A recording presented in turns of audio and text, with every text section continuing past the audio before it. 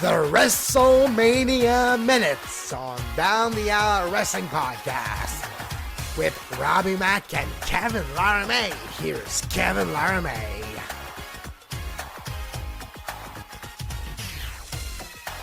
WrestleMania 10. 10 years in the making, Rob. A little bit easier pill to swallow than our last show.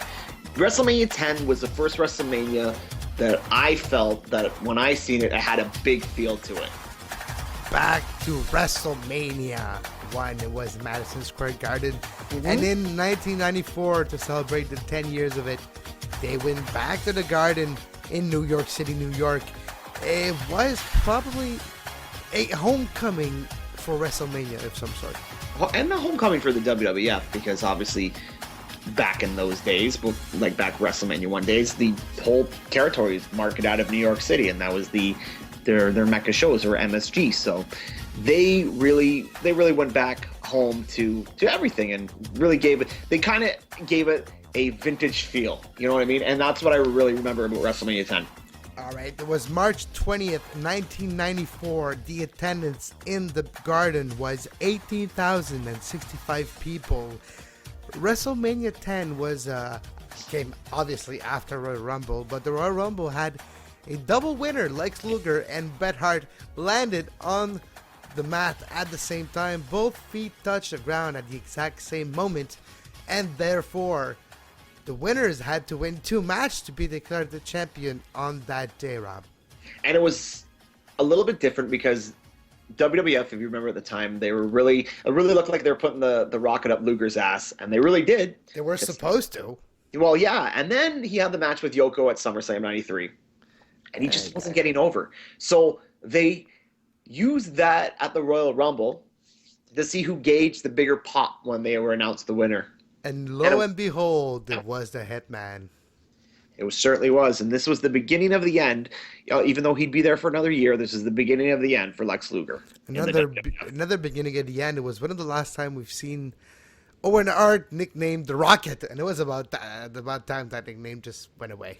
Yeah, and Owen Hart's push was starting to come. He would win the King of the Ring in a couple of months and become the King of Hearts, and go on to really being in the upper echelon of the mid-card. He was like a top mid-carder for a while. And then, he'd be in main events from time to time. But Owen Hart was very prevalent in shows going forward up into his unfortunate death in 1999. One of the best matches of all time, and one of the, if not the best intro match for a pay-per-view in the history of the company.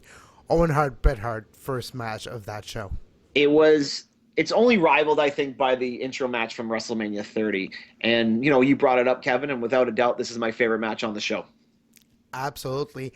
My favorite match is the other historical match that happened in that show. And no, it wasn't a main event. It wasn't Yokozuna versus Bret Hart, but Bret Hart won after Yokozuna tripped on the second rope and fell on his back and just was pinned. What the fuck?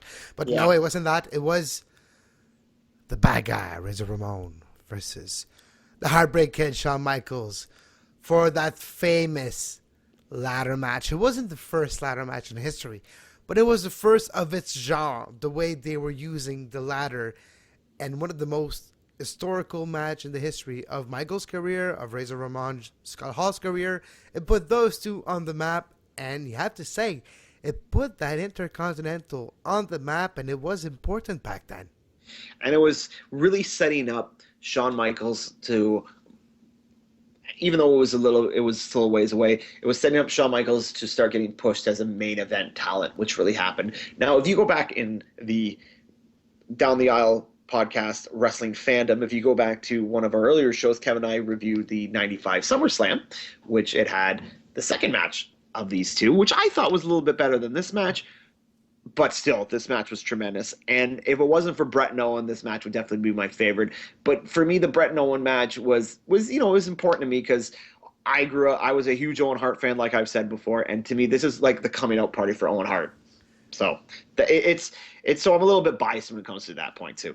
Absolutely. But what we have to remember coming out of WrestleMania 10, Bret Hart is the champion. It's the double Golden Eagle belt that we all came to love, that's still in effect. WrestleMania 10 is the first one to use a jingle that you can hear at the beginning of this show. Yep. But the famous da-da-da-da, Da, da, da. The WrestleMania rap, I guess. I think the actual name for it is. If you And could let's not, find, if you could find the one with the lyrics, it's hilarious. yeah, because it has actual wrestlers in it. Did not age well, we could say. And let's not forget, Kevin, the 10-man tag match that didn't happen because they couldn't decide who the captain was. They were short on time. They had to wrap this up. Like, all right, you can't decide it. All right, Alpha, let's scrap this. Just like that. And just like that, we'll wrap WrestleMania 10 and WrestleMania 11, where after the hype and Bret Hart as a champion, it's kind of a lull after this for 1 year at least. Well, we kind of going, I don't want to say we going, WWF has a fairly good 94, and then we go into the dark days of 1995, the year that the company lost the most money and really kind of put WCW, although they wouldn't overtake them in the ratings for another year, but really started to let WCW catch up. And that happens next time on the WrestleMania Minutes.